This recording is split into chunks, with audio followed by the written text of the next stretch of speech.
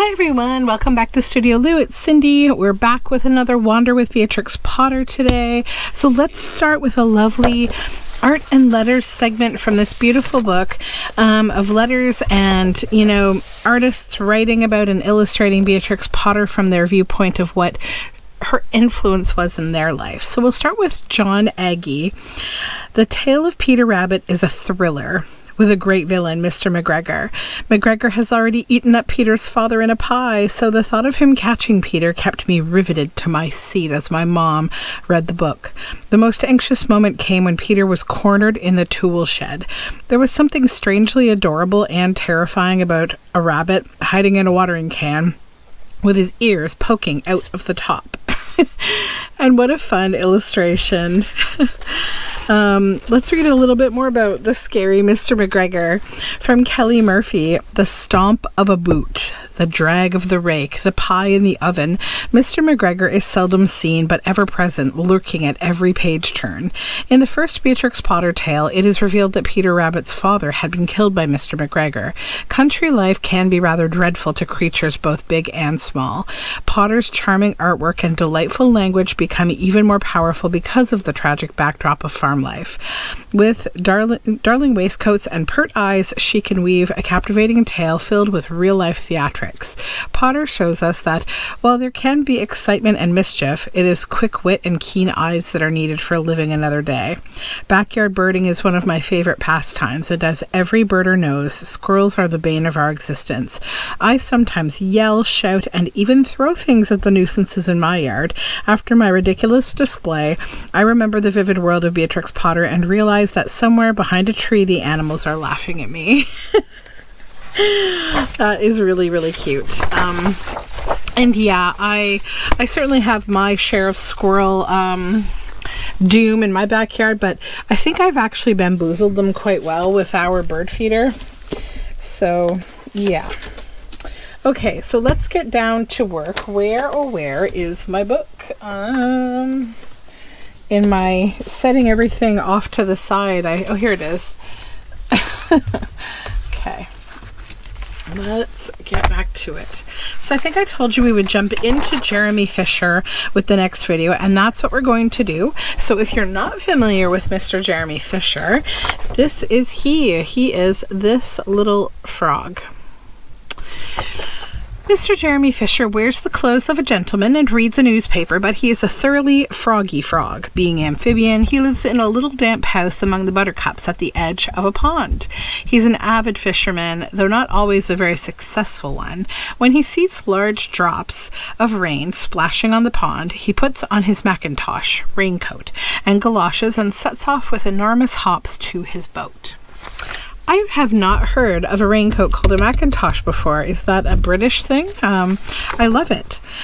Or a Scottish thing, maybe? All I think about is Mackintosh toffee. And in Canada, we get these. They used to come in cardboard boxes, and they're called Mackintosh. And now you can also get the little ones that are like in little caramel wrappers. But they also come in a little plastic wrapper bag now. But I remember stopping at a gas station on the way to my hometown, this must be probably over 5 years at least ago. And it was right when they started putting the Mackintosh toffee in bags rather than in the box. And there was a little old Scottish man who worked at this gas station, and they were sitting on the counter at the gas station. I'm guessing because he's Scottish, maybe it's a favorite of Scottish people. It's like a hard toffee that you smack it. They used to say like crack the mac or smack the mac to crack it into little pieces, because otherwise you just have this big piece of chewy caramel, right? You want it. I like them in the fridge when they're crunchy. That's a lot of fun. But I remember him selling it to me and saying, "They dinna come in a box." Like they don't come in a box anymore. And I cracked up laughing. He was so cute. We do have the Mac, but they do not come in a box. And it's very cute. Rupert Potter took this photograph of the Tay River. Like Mr. Jeremy Fisher, he was a gentleman and an avid fisherman. Mr. Jeremy Fisher's adventures were first described in a pictured letter to Eric Moore in 1893. Beatrix Potter had sent another letter to his brother Noel the day before about Peter Rabbit. In this version, Mr. Jeremy Fisher lived by a river, not a pond, and went fishing in a wooden boat instead of a lily pad. His river was very much like Tay in Scotland, where Beatrix and her family rented a house for the summer, and his boat was very much like the rowing boat her father used. So this is Eric Moore. The opening scene of Beatrix Potter's 1894 story, A Frog He Would A-Fishing, shows that a true fisherman always checks the weather.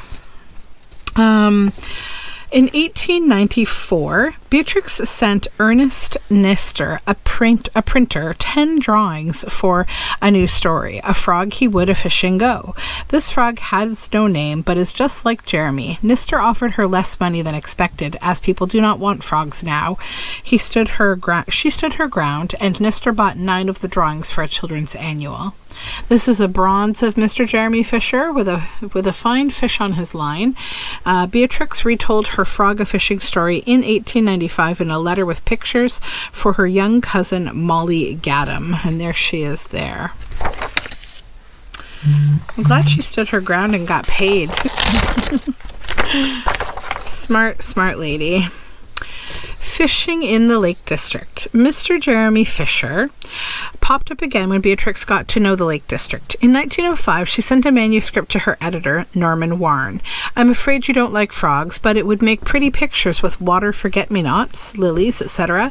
He agreed and published the tale of Mr. Jeremy Fisher in 1906. By now, the frog had moved from a river to a lake, Esthwaite Water, perhaps, or Moss Eccles Tarn, not far from the Surrey where Beatrix used to stay. A fishing party at Windermere shows off its salmon catch for Rupert Potter's camera. Beatrix and Bertram are sitting in the back of the boat. To catch a dish of minnows for his dinner, Mr. Jeremy Fisher takes his rod and his basket to the pond and pushes out his boat with a reed pole. His boat is round and green and very like the other lily leaves. Look at this beautiful picture. I love her frogs. When Mr. Jeremy Fisher hooks, then loses a stickleback, the other little fishies put their heads out and laugh at him, but something much worse is lurking below.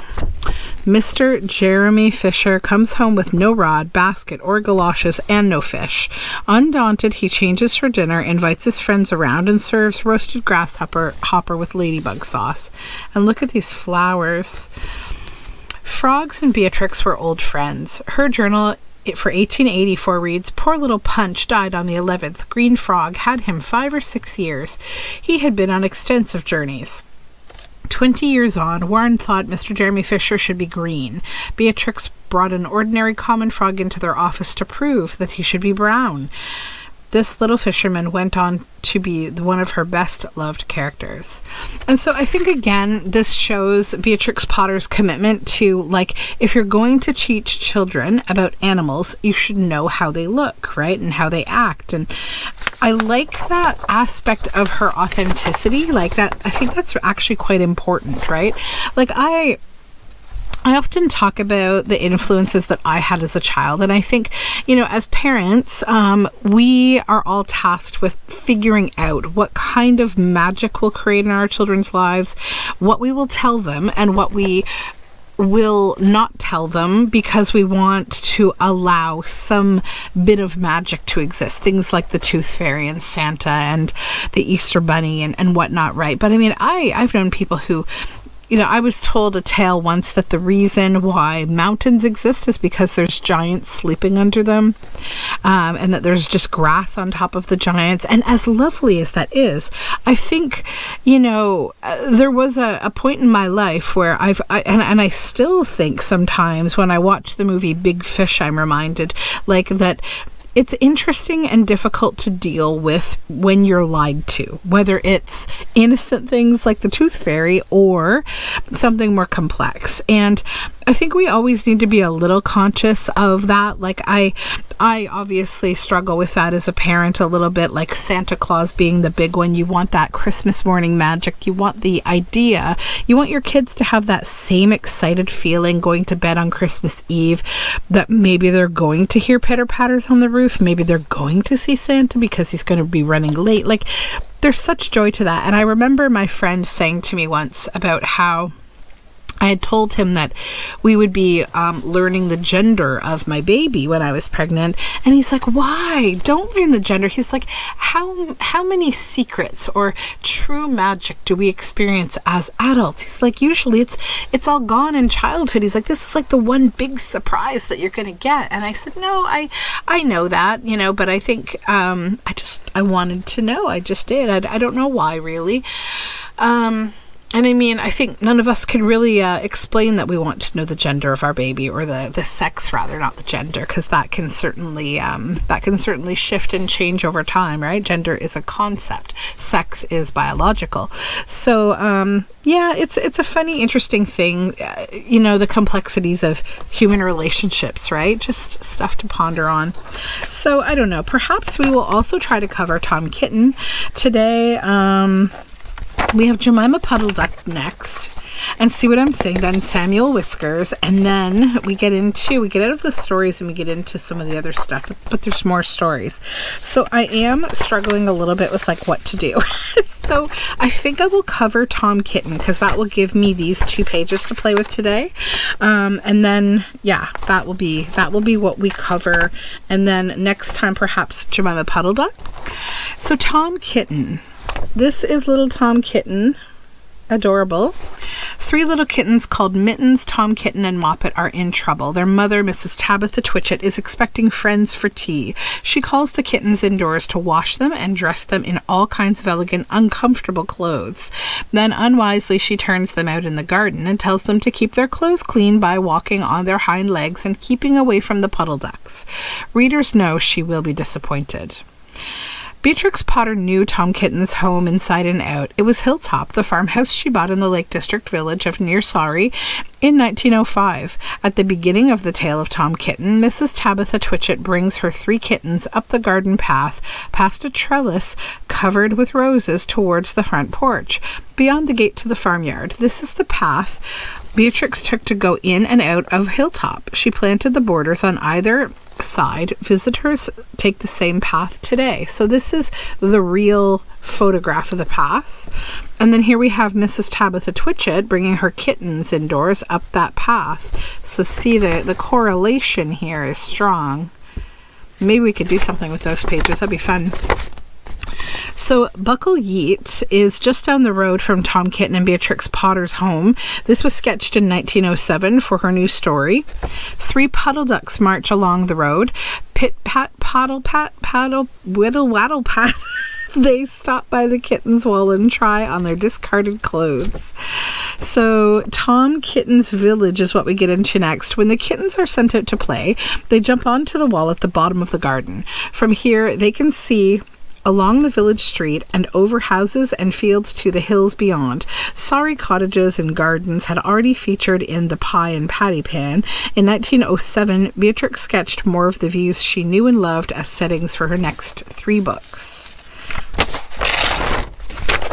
Hilltop's garden was laid out by Beatrix in 1906.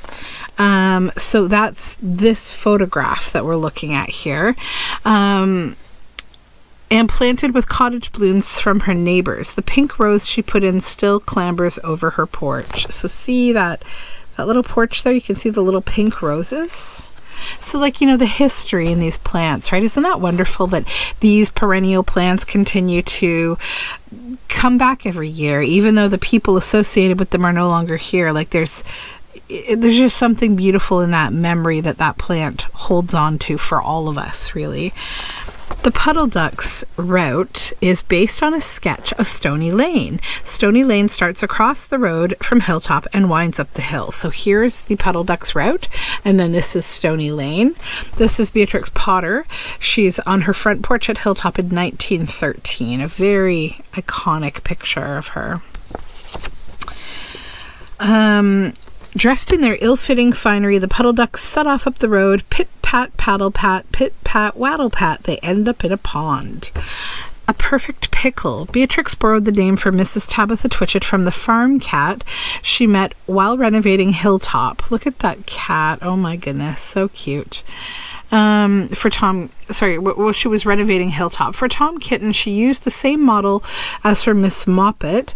It was very young and a most fearful pickle. When the tale of Tom Kitten was ready, she dedicated it to all pickles, especially to those that get upon my garden wall. And I think I cut out one of those little quotes from front of one of the books and put it in the scrapbooks. That I love that she called cats pickles. It's so cute.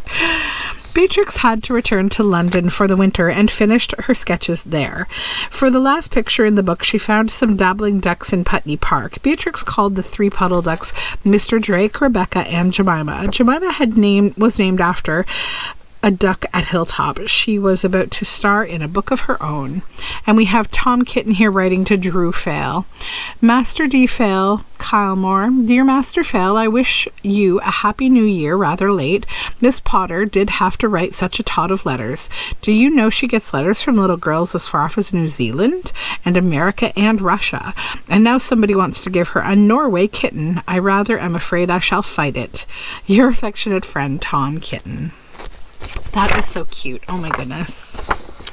And then we get into Jemima Puddle Duck after this. So I feel like I want to use this to make a bit of a Tom Kitten-y type page. So my choices are here between Mr. Jeremy Fisher. Then there's a bit of everything going on this page. But this is Mr. Jeremy Fisher. This is Mr. Jeremy Fisher. I love this image. I think I can maybe do a Tom Kitten-y type page and a Mr. Jeremy Fisher page in the other book. But I need to do this a little differently. I think I might need to cover... this is tough. Let's see.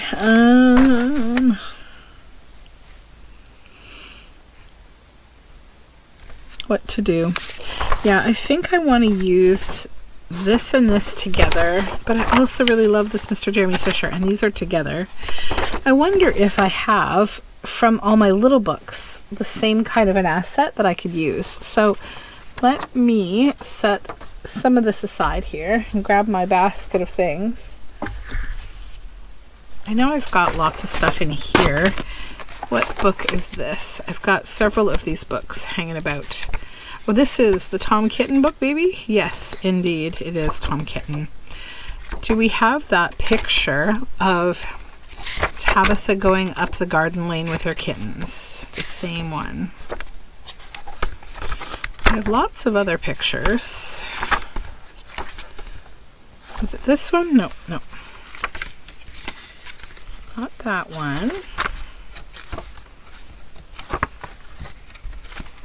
Unless I've used it somewhere else, perhaps.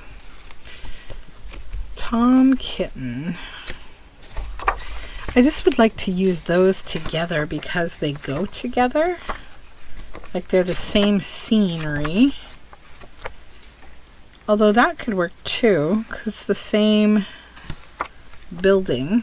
It's this little doorway. See, that and that are the same little doorway. So that could honestly work. That might be our answer. I think it is. Okay, and I have a plan. Okay. So let's set that aside. Oh, that's cute too. We could probably use that. There's so many things. I think I need to go back and probably do some work on this just from my bin of things here. Okay. What to do. So let's marry this to that by cutting it out so that I don't use it somewhere I'm not supposed to. These go together for a Tom, not for a Tom Kitten page. Yeah, for a Tom Kitten page. That's all Tom Kitten. Then over here we're going to have Jeremy Fisher, and this is the one I was really stuck on, is this particular picture. So put Jeremy Fisher over there. This Tom Kitten here. I want these water lilies for Mr. Jeremy Fisher.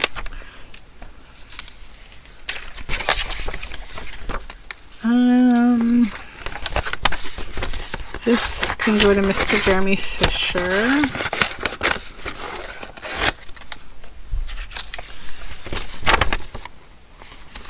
Okay.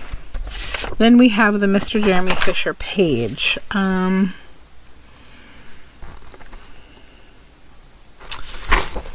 This.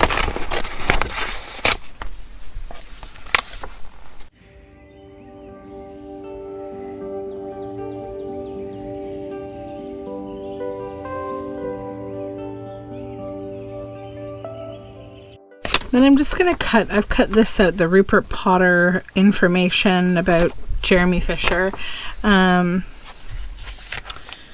Anything else from this page? I don't think so.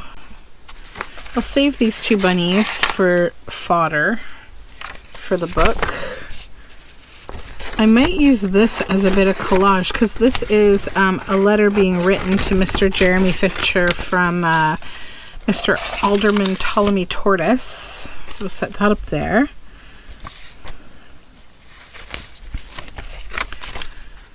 It's a tea party. Maybe I'll grab this little snippet of these two just because it's cute. Put that in my fodder. Okay, so that is what we'll play with today. I think I'll leave this for next time. Okie dokie. Let's start with Tom Kitten, I think. Grab my Tom Kitten signature. So we'll start with volume 2 and we will make a Tom Kitten spread. Okay. That could be a good page for a Tom Kitten spread. So let's take a look at what else we have here. Yeah, let's go with that one. That's a good page for this because it's not going to be too complicated. So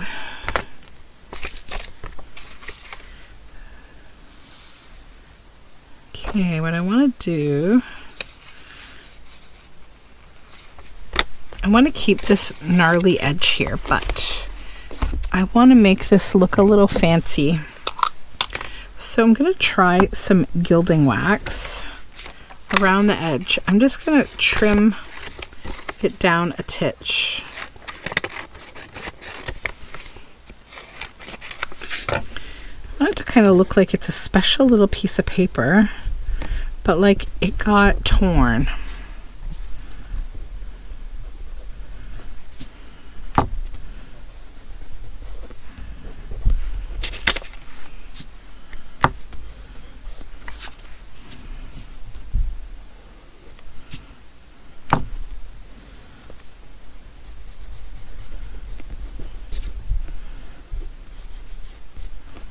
Okay, we'll let that dry a little.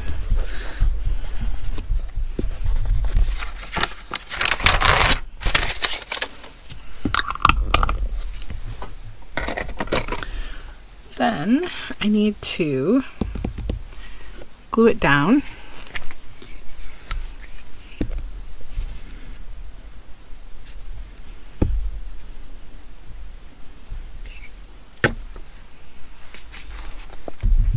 Oops.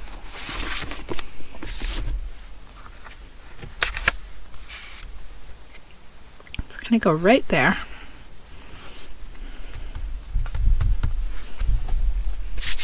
I'm just going to just press it down, but try not to get gilding wax everywhere while it's still drying. Now we'll work on this piece because I want to do something with this. We want to make like a little secret flip here.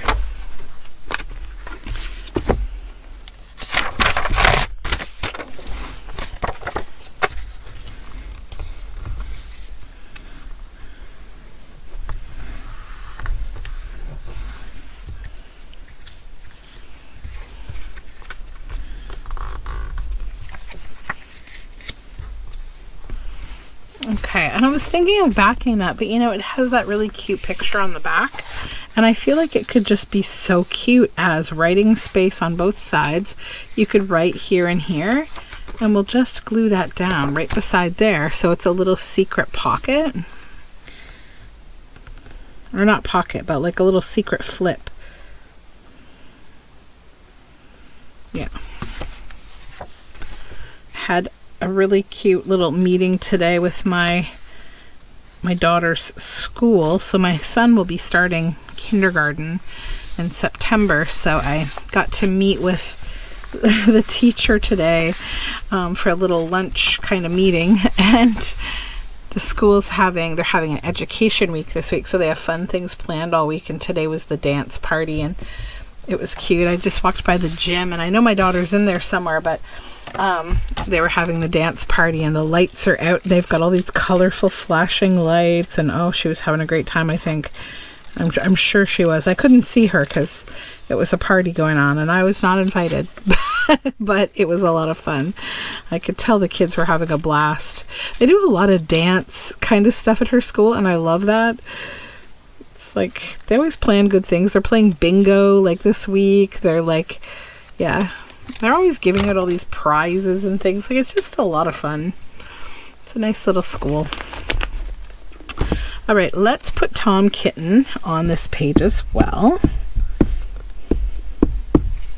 I think put him down here maybe. And then we have this little kitten too. I think I might put, like, I don't know if we want a little pocket. Do we want to put it on the other side? Break this page up. Do a little simple, maybe we'll make a pocket with this that will then fill it with something else. Then we can use something from our fodder. And you know, I could actually use something I have finished. I wanted to put this in the book, this little robin tag that was part of another whole situation. But let's see if we can make a cute pocket with some of the things that I've got hanging about in here. Doesn't necessarily need to be Beatrix Potter. Maybe a floral with the kitten would be cute. I also have this adorable little kitten illustration. There's so many good things. This project's given me such fun stuff to play with. I'm really happy playing with this. That's about Jemima Puddle Duck. This floral. Could do, yeah, let's do that. It's pink. That's nice. Okay, so I need some brown paper maybe. There we go, some packaging paper. That'll be fun. And we'll just ink around this botanical. Let me bring it over here so you can see it.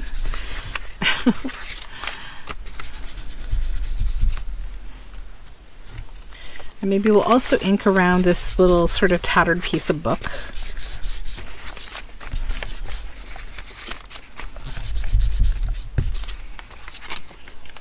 Okay. Lay these out how we want them to go. So I kind of want that to be like that, and this to be like on a bit of an angle maybe. Like that. Yep. Okay.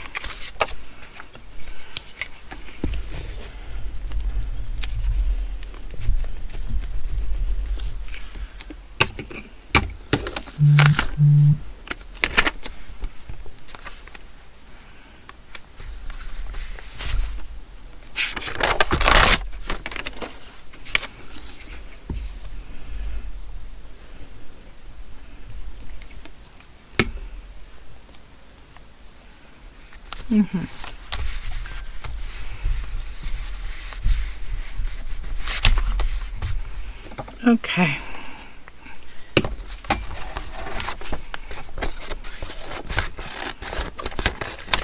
It's a bit of a free-formed shape pocket, tuck spot type pocket. I think I will stitch on this one,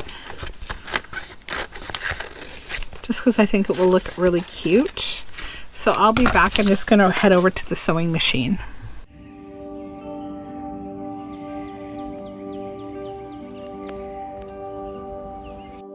All right, so that little pocket came together fun. I added a little scrap fabric from beside my sewing machine.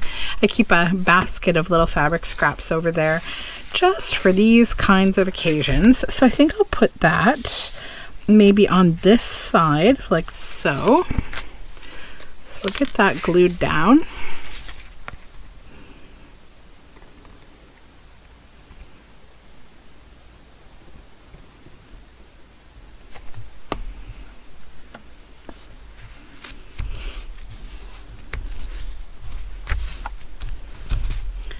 Give it a press for a moment here.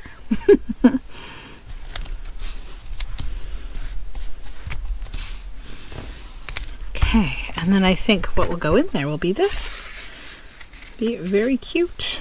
Okay, so that's that side. That's our little Tom Kitten situation, right? Yes, we've got page 1, page 2, our flip.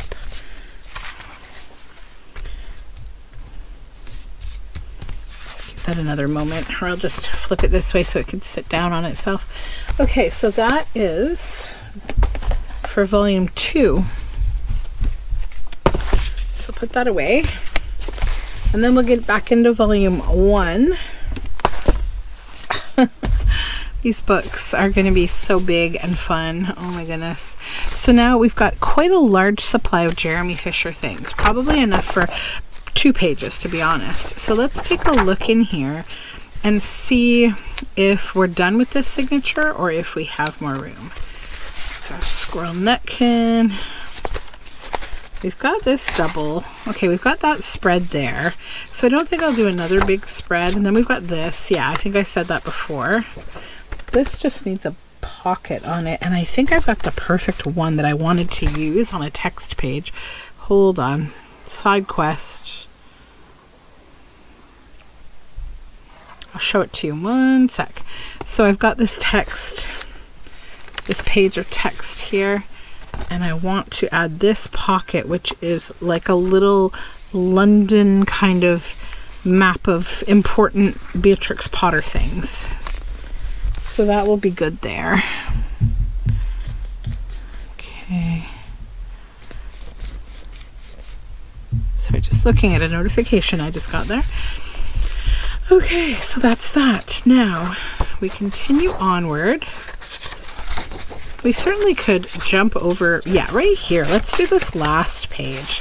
And that will be what we add in terms of full kind of scrapbook page spreads. So we'll work with that last page.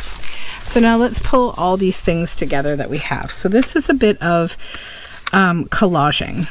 It's kind of going to pop out of something. This I want to make like, I think, a big tuck spot maybe. I want to get rid of that blue. We've got this. That would be a nice journal card actually. And then we have these little bits. So I think this will be just a little cutout. Do a little cluster with that maybe.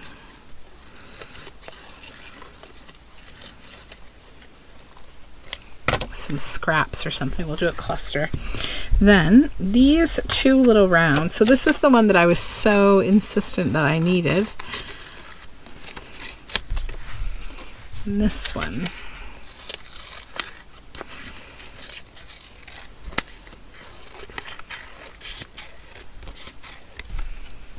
Okay, I think I have a pocket that I made the other day that I could use one of those on. Here it is. Is that it? Yeah, right here. As a focal point right on here. That would be very cute, I think. But I want to put some gilding wax around it.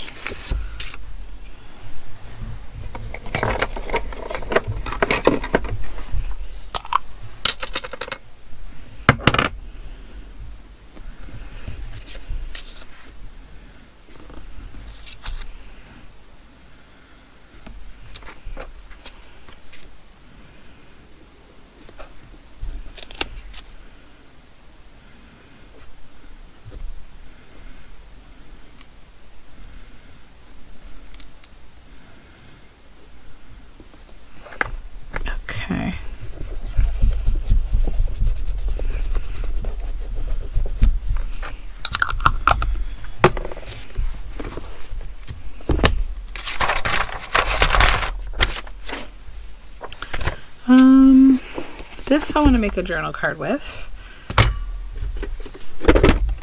Actually, I'll back it first.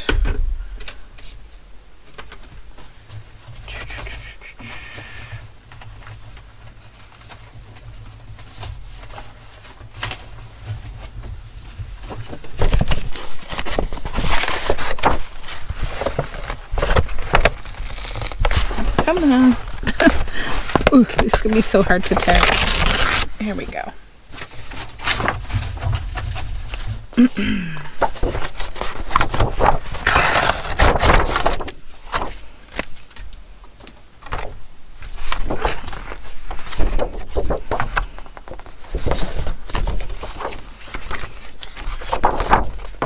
So let's get this gluey.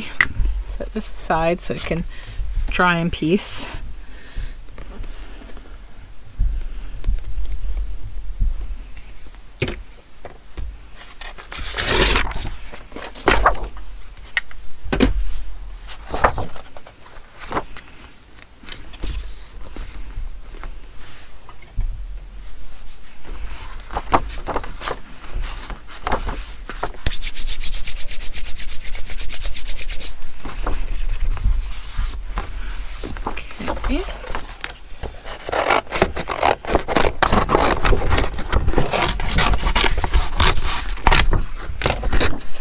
From that big piece of folder.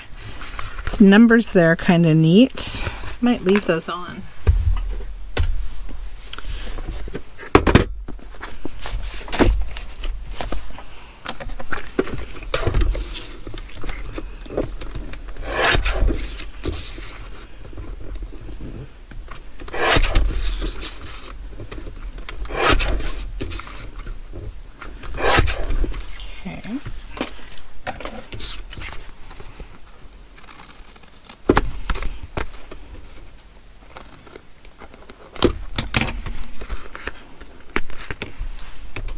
Yeah, that's a fun little journal card. It needs to be backed again though because it's got writing on the back. Oops. Hold on.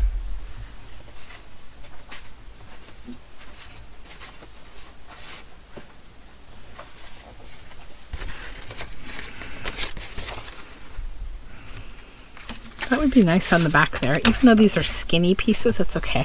We can use 2 of them.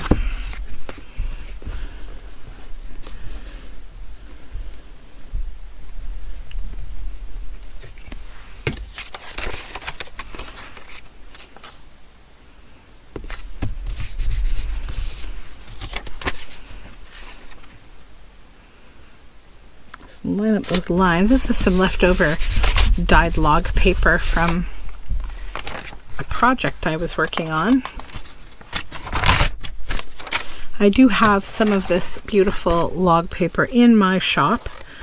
I have dyed a lot of it this past couple weeks. We've been on doing a lot of paper dyeing, my husband and I. It's a fun little project that we do together.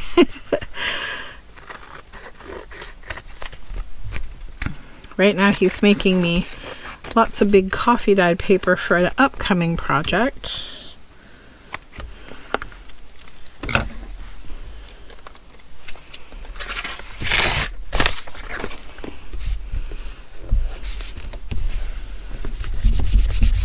All right, now let's round the corners here.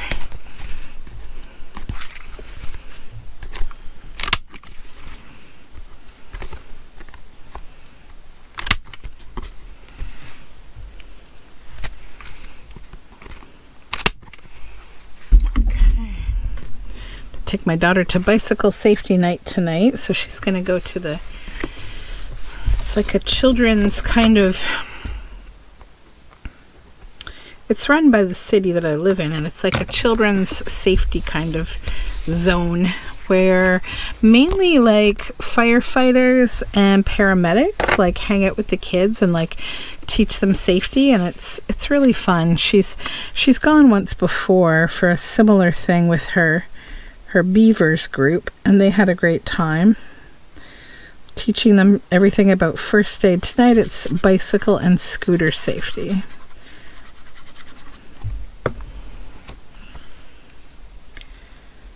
Okay. Mr. Jeremy Fisher on this pocket, all glued down.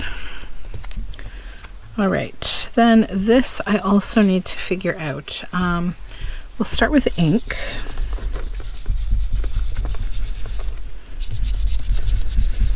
Rupert Potter took this photograph of the Tay River. Like Mr. Jeremy Fisher, he was a gentleman and an avid fisherman. I might have to make something to go in that pocket from the Brian Goldsmith book, the Fishes book. I'll probably grab that and we'll make something like a nice big journal card with a cool fish for this. Because it's, you know, all about fishing and Mr. Jeremy Fisher. So we'll glue that onto here, I think.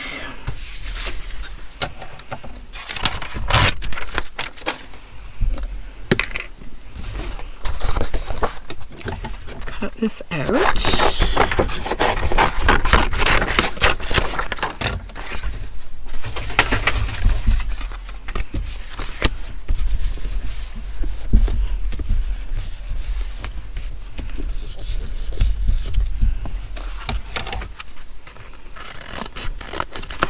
Kind of follow the line, go a little closer to this.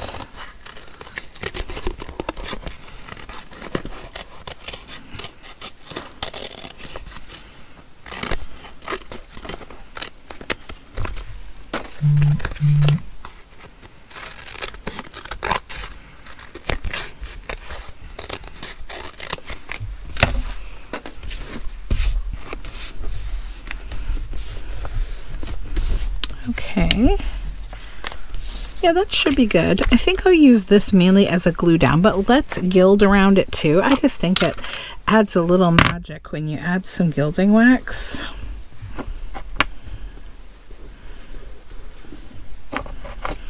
Could obviously use a frame, but I just think because this is like a fun little magical children's story that I think I like the gilding wax for it. So let's lay out our page maybe. I just need to ink this bit of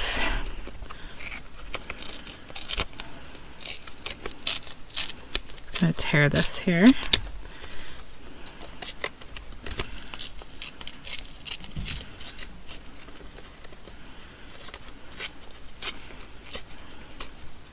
I love on the dinner invitation it says at the bottom, there will be a snail.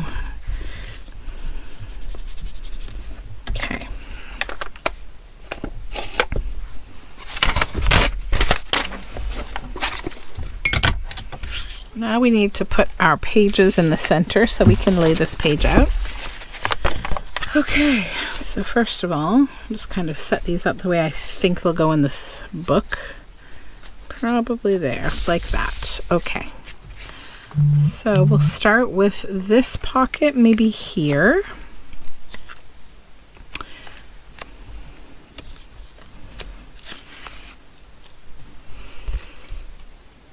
Actually, no, that was going to be a journal card. What am I saying? This pocket here.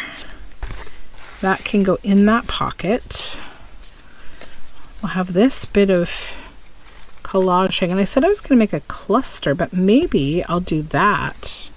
Because that's pretty cute, just like that. But I'll put it on the other side. And I can certainly, you know, I have some good little bits and bobs. I think I can put one over here with this. And then we'll make that piece with the fish. So let's just get the gluing going here. So we'll start with gluing this pocket down. Am I gluing it right? Yeah, I am. Okay.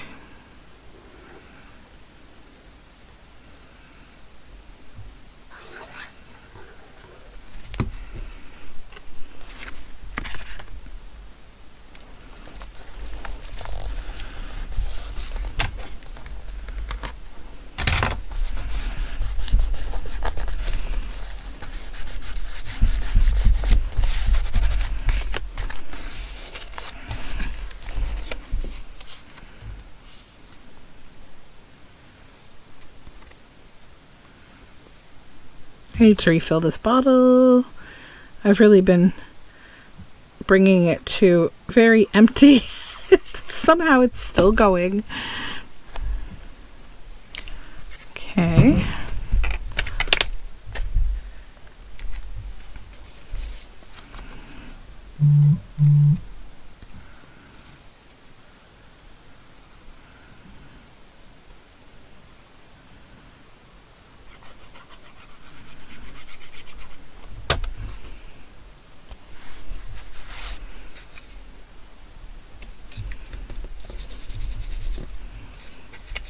And then I will ink around on this a little.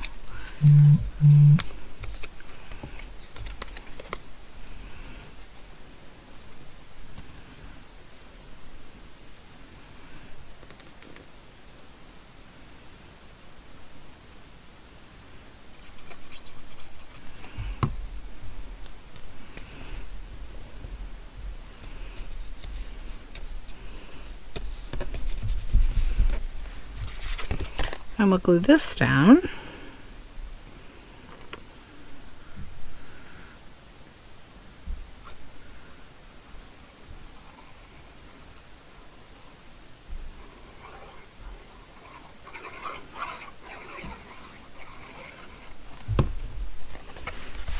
Look for that line right there. Okay.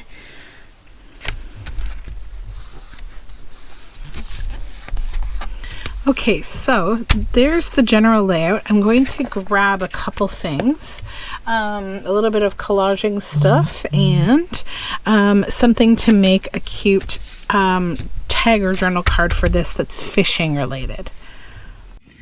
Let's play the game of Spot the Goose. Do you see her? Where's the goose? Let me look.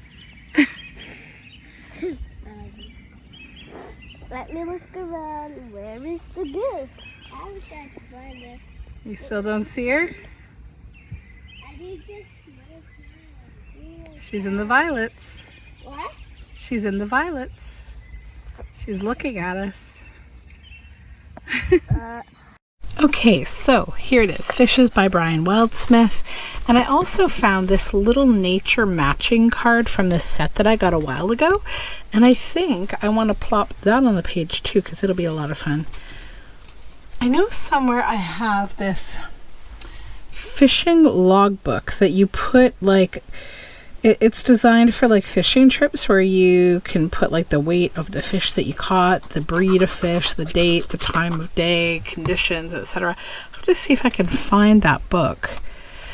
I've kind of misplaced it. I am somewhat organized with my books, but I remember the other day when I was pulling some papers out of my paper cabinet that I saw it and thought to myself, this is not in the right spot. It should be with like ledgers and logbooks, and it wasn't. So now I have to think about where in fact it is. Oh, I like this front one. That would be a good size as well, because it's a nice big page. And I'm not really fond of the fish on this side, so let's use it. So we'll just size it to the right size. The nice thing with this big scrapbook is we can make nice big journal cards and stationery pages, and I really like that. Because a lot of times I find myself like stuck with, you know, oh, I want to use this part of my paper and I can't. I'm going to keep that scrap. It's such pretty paper. This book has a lovely kind of texture to it. It's like a nice thicker kind of paper, like how old children's library books, you know, the library books that you remember from your youth kind of thing. So I am going to just glue the back of this. Get rid of these angelfish. So I used to have my own giant angelfish. I used to work in a large retail store. And this one day I went into work and this girl was telling me, oh, I'm so frustrated. I've got this fish tank and, you know, I just bought like all these beautiful tropical fish, but my giant angelfish, I've got this huge angelfish and it ate a bunch of them, and I'm so annoyed. I'm going to flush it down the toilet. I was so I think first of all just stressed at her comment about her wanting to flush an angelfish down the toilet. I was like that horrified, obviously. And also just like, you know, I don't know. It was just a lot for my senses. And so I said to her, "Oh, I love angelfish. Are you looking to rehome your angelfish?" She's like, "Why? Do you want this thing?" And I said, "Yeah." She's like, "It'll eat whatever it's in your tank." And I said, I will put it on its own. I'll just isolate it in its own tank. She's like, "Well, it's not, you know, it's a bigger fish. It's like, you know, it's an angelfish. They need a bigger tank." And I said, yeah, no, I get that. So I was anticipating when I was a kid, we had angelfish, and, you know, they're about this big. The angelfish that she brought into me the next day was this big. I am not kidding. And that's just the body. The fins, it was like this. This thing was probably like a good 7 inches tall, by like 6 inches wide. I don't know, 5 inches wide. Like, it was humongous. This fish needed to be in like an aquarium or something, or the ocean. I don't know. Oh my God. I was so like, are you okay? So I did the best I could. I got, the biggest tank that I could afford. And this is how, like, people who've lived with me have always said, like, how does free turn into $500? Like, my husband said that to me when I got this bunny given to me at a farmer's market by this little old man. Yeah, it was like, have you ever been pressured to do something, like to take something that you don't want to take, but some little person who's really sweet is trying to do something nice for you? So that's what happened with the bunny. And yeah, but I had that fish. I'm not kidding you. After I got that fish, I had that fish for another 6 years, and it was already like not a new fish. She had it since it was little, so like it lived a long time. It was very, very healthy. And then one day I just came home, and it had been healthy the day before. It was eating fine, and I just came home and it had died. So I don't know what happened, but I think it lived a good life. It had its own tank. It got to eat all sorts of good stuff, and it had like real plants, and so be careful with angelfish, I guess, if you're a tropical fish person. But probably, I think most people who like, there's probably 2 schools, fish schools of people when it comes to like fish ownership. I think people who are really like knowledgeable and they know what they're doing and they get the right kind of things going on. And then there's like the pet store type people who think they know what's good for fish, but like don't, kind of like a zoo doesn't really know what's great for animals. But you know, that's the whole domesticating wild animals thing. You know, it's just, I don't know. I think you got to be careful when you decide to embark on exotic pets, because there's a lot of ways to make things suffer, you know. Like, even if you're trying to take care of them, it can honestly be a little traumatizing for you too if you're not careful, right? So I'm trying to decide if I want to stitch around this. I don't think so. I think it's good. I think I just like it like as is with the little torn edges. But yeah, I had that angelfish for so many years, and it was funny because people would come over and they'd be like, "Oh, you have a fish tank. It has 1 fish." I'm like, yeah, but look at the size, right? You should be impressed. Oh, we gotta shorten that a bit. That's too long. That's okay. That's okay. I mean, it's a good thing it's not sewn. Let's try just taking this off. Let's see if that fits. Oh, that fits. That's good. That's good. There we go. So there is our Jeremy Fisher page. I like that. I think that turned out cute. Okay, so thank you for joining me for another fun little wander with Beatrix Potter. I hope you're doing well, and I will talk to you next time. Bye for now.